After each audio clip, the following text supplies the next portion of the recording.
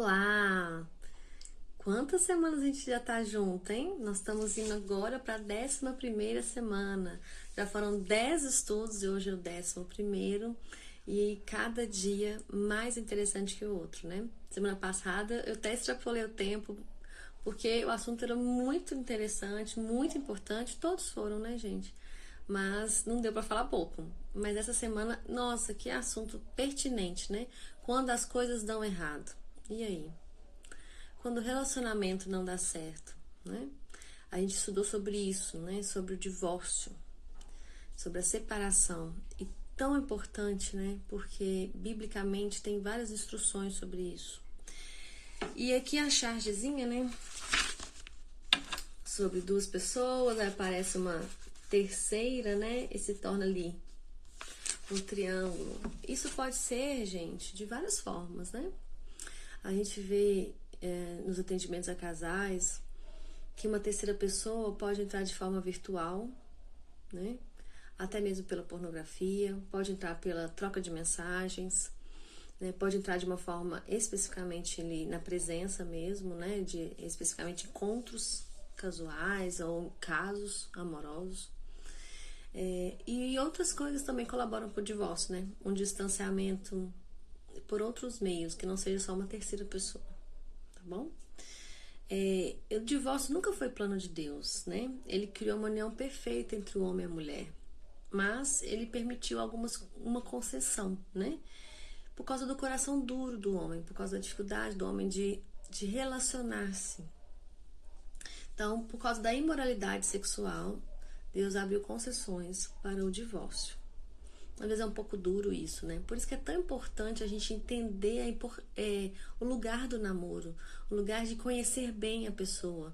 Pode, lógico, namorar 5, 10 anos e ainda não conhecer o suficiente a pessoa. Por isso que é interessante também saber como namorar, né? Que não seja somente aquela coisa de se encontrar no fim de semana para sair, comer uma pizza, passar tempo junto. Não, conhecer a essência da pessoa, os valores, a criação dela, as bases dela, para que você tenha uma pequena ideia do que vai ser esse casamento, né? Do que a pessoa tem de defeitos, que ela vai te oferecer de virtudes, para você ter uma pequena percepção, né, de como pode ser esse casamento.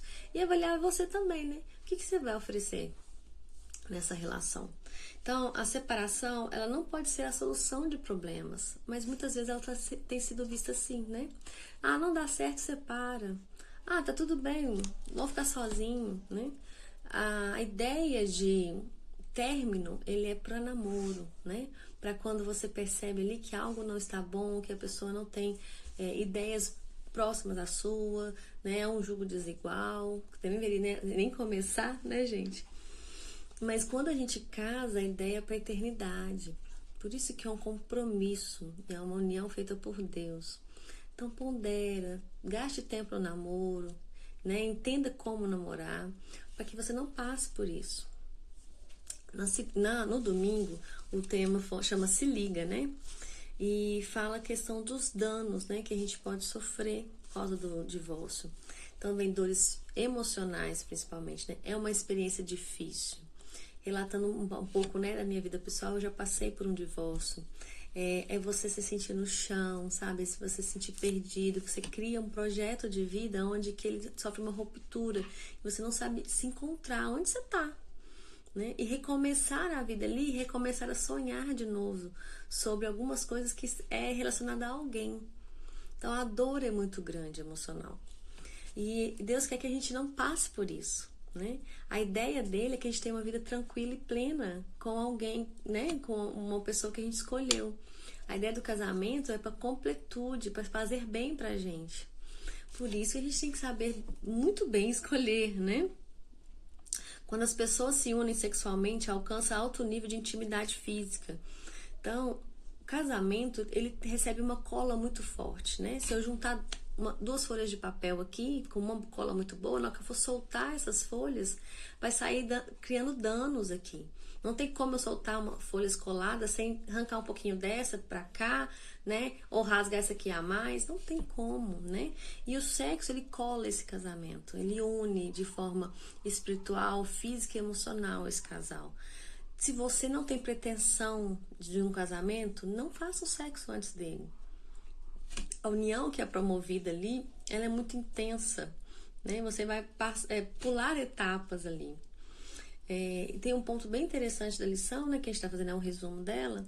O divórcio passou a ser visto por muitos como uma solução viável para o estresse conjugal. Se o relacionamento não estiver funcionando, basta encerrar. Gente, vai ter estresse. Nós não vamos pensar igual ao outro. Pessoas diferentes, criações diferentes, cenários diferentes. Mas como vocês vão gerenciar estresse? Como vocês vão gerenciar diferenças de vocês? É isso que tem que pensar. Não é simplesmente trocar, né? A gente não troca de cônjuge como a gente pode trocar de carro quando começa a dar errado. E olha lá que muitas vezes a gente fica insistindo com o carro na mecânica tempos até trocar ele depois, né? Romper um envolvimento amoroso que teve relação sexual, ele traz muitos danos, né? Muitos prejuízos. E esse estresse conjugal, a gente pode trabalhar ele com a oração, com muito diálogo e com terapia. Por isso que a terapia de casal é muito bem indicada, né? Porque ela traz grandes espaços para promover um olhar para o outro. Que tem casais que já não conseguem mais comunicar e pensar sobre o outro, ouvir o outro. Então a terapia também entra nesse propósito, né? O que não funciona bem, você joga fora ou troca? Ou aprende como utilizar melhor, né? Ou consertar aquilo. Então, se eu quebro essa caneca, realmente, às vezes não tem jeito de colar ela mais. Mas e outras coisas? Não é possível aprender a usar melhor? Essa caneca, dependendo do jeito que ela quebrar, eu ainda posso fazer ela de um vasinho aqui, né? Ou planta, colocar canetas dentro dela. Então, quando não funciona mais, o que você faz? Joga fora? Você conserta? Você aprende a utilizar de outra forma? Né? Você tenta melhorar? Então, nas relações é assim também para você? Ou você não tem também disposição para fazer funcionar melhor? Pensar. Segunda-feira, o tema fala problemas no paraíso, né? Eu achei tão bonito que fala assim: o ato sexual é uma celebração altruísta, que dedica ao outro, né? Na presença de um Deus que aprova a mutualidade, a diferença, a unidade e a pluralidade. Olha, Deus aprova a diferença, né? No sentido que nós temos pensamentos diferentes. Nós não somos limitados, todo mundo olha igualzinho. Não, não tem isso, né? É uma união emocional, física, intelectual e espiritual entre dois adultos que consentem se tornar marido e mulher. Tão profundo, né? Que a gente vai entender sobre o casamento e a gente não entende tanto como que com várias etapas, vários cenários que faz esse casal ficar sempre mais forte, unido. Mas quando não acontece, por que não acontece? O que faltou ali? O que um não quis doar, não quis se abrir, né? E as nossas diferenças nos dividem. Tem pessoas que batem cabeça, né? Não querem se tornar dois. Entender, gente, que serem dois não quer dizer que a gente não vai ter individualidade. Eu bato sempre nessa tecla. Vocês podem ter individualidade, mas não algo que seja confrontando o outro. Mas eu sou assim, você tem que me aceitar, porque é assim que eu penso, né? Não, vamos ser mais compreensíveis, ajudar o outro a entender o seu ponto de vista, ou pelo menos respeitar, ok? Na lição de segunda, eu escrevi um monte de coisa, né? Mas achei tão interessante que é assim... Deixando de lado a conversa sobre o encontro sexual supostamente ideal, muitos casais em relacionamento sério raramente fazem sexo, né? Mesmo quando não é perfeito, o sexo ajuda um casal a se conectar de uma forma que é única em seu relacionamento. Mas não estão se envolvendo profundamente nessa experiência quando as pessoas não estão no casamento, né? Não estão conectando muitas vezes. E 1 Coríntios 7,5 fala a questão da abstinência sexual, de não desejar, não ter relação sexual com o cônjuge, seja só por um tempo, para não promover distância, né? E outros prejuízos. Depois você lê aí na sua Bíblia, 1 Coríntios 7,5, né? Para se dedicarem só à oração, que deveria ser parado algum tempo para a relação sexual, né? Ficar uns dias sem fazer. Mas que não neguem-se um ao outro. E tem muitas relações assim, né? Muitas pessoas que estão assim, mas eu não quero, não vou agradar ele, mas eu não quero, ela não tá merecendo. Peraí, gente.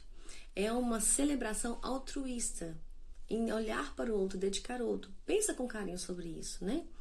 Com frequência, qual que é a frequência ideal na relação sexual dentro do casamento, né? Aí ela pense com carinho sobre isso, né? Para evitar problemas, perigos dentro do seu casamento. E aí a gente passa sobre a questão do perdão, né? Terça-feira fala 70 vezes 7, né? Quantas são as pessoas próximas de nós que nos causam danos e a gente tem disponibilidade, né? Disposição de perdoá-las. E quantas vezes são as pessoas mais próximas a nós que a gente mais causa danos? A gente preocupa mais com o outro, quem está fora da nossa casa, do que com quem está dentro da nossa casa, né? No mundo que Deus criou não existe o divórcio, né?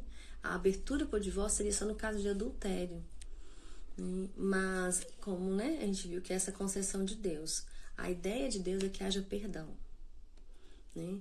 É que a gente perdoa o outro e tenta ali vivenciar bem com o outro. Mas para gerar o perdão, a gente também tem que ter um outro que é arrependido, não é? Muitas vezes a gente não olha assim, alguém que mostra ali que quer mudança. Perdão, gente, muitas vezes é mais para nós, quem gera o perdão, do que para quem está precisando. Mas é algo que tem que orar muito por isso. Na quarta-feira a gente tem a rede semântica sobre intimidade. O que representa intimidade para você, né? Eu coloquei aqui que é muita questão de tranquilidade, escolhas, a questão de ser Deus, o homem e a mulher, isso é intimidade. Intimidade não é só fazer sexo, gente, ele vai muito além disso. Você é íntimo de Deus? Você é íntimo de Jesus? Você é íntimo do seu cônjuge? Então é muito além do que uma nudez ou uma relação sexual. É você se relaxar à frente do outro, é você se permitir o outro ver todas as suas fragilidades, né? E no momento hipertenso mostra questões de como as relações íntimas envolvem o emocional físico, né? O emocional e o físico. E a gente fica vulnerável ao outro. Então, a sexualidade vivenciada na forma da relação sexual cola esse casal, torna eles mais íntimos, mas não é somente esse meio que a gente tem intimidade. Quinta-feira, o resumo da quinta é que Jesus é o divorciado. Interessante esse título, né? Paulo, aqui em 1 Coríntios 7, fala aborda o divórcio com base no abandono. De forma alguma, o crente deve terminar o casamento, né? Se uma pessoa decide partir, não há muito que possa ser feito, né? Então, a gente trabalha aí se não tem que mais esforçar, tentar, né? Mudança é uma questão de aceitação, né? É o casamento um barco de 2 remos com 2 pessoas e precisa de 2 pessoas remando, né? Eu anotei aqui um ponto. O casamento é uma união entre 2 pessoas, ambas as quais, né, precisam consentir com a união para que ela continue e prospere. Consentir, essa palavra, né? Você tem dado a abertura, dado consentimento ao outro, permitido, dado espaço para o outro. Vocês estão medindo forças? Como que vocês estão remando esse barco aí juntos?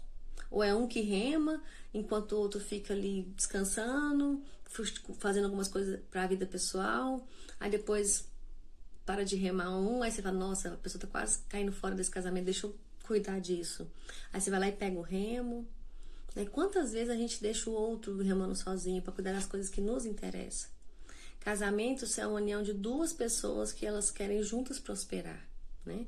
Trabalhando juntas. E outro ponto que eu achei muito interessante da quinta-feira é, ao contrário de nossas relações humanas, em que nenhuma parte está completamente inocente, Deus sempre foi fiel à sua aliança. Deus sempre estava ali, né? Ele não teve traição. Muitas vezes a gente divorcia, a gente se separa de Jesus, né? A gente deixa ele de lado, né? E existe aqui a ponderação de reconquistar, né? Se o seu cônjuge comunicou com tanta veemência por meio de suas ações que não ama e não deseja estar com você, olha isso. Quão humilde você teria de ser para ainda tentar reconquistá-lo? O outro fala que não quer mais, mas quão humilde você seria para tentar reconquistar essa pessoa? Você reconquistaria quem te magoa? Você praticaria 70 vezes 7? Né? E a gente fecha essa lição, né? Sobre ainda casados aos olhos de Deus, né? Casar é para a vida toda. Pense bem antes de fazer. Né? E eu vou ler uma parte da Ellen White colocou assim. Cristo veio para corrigir esses males e seu primeiro milagre foi realizado por ocasião de um casamento. Né? A ideia de Deus é que o casamento seja uma bênção, né? Que edifique o casal. A escolha de ser firme, de ser fiel, de controlar os desejos, as emoções, é particular.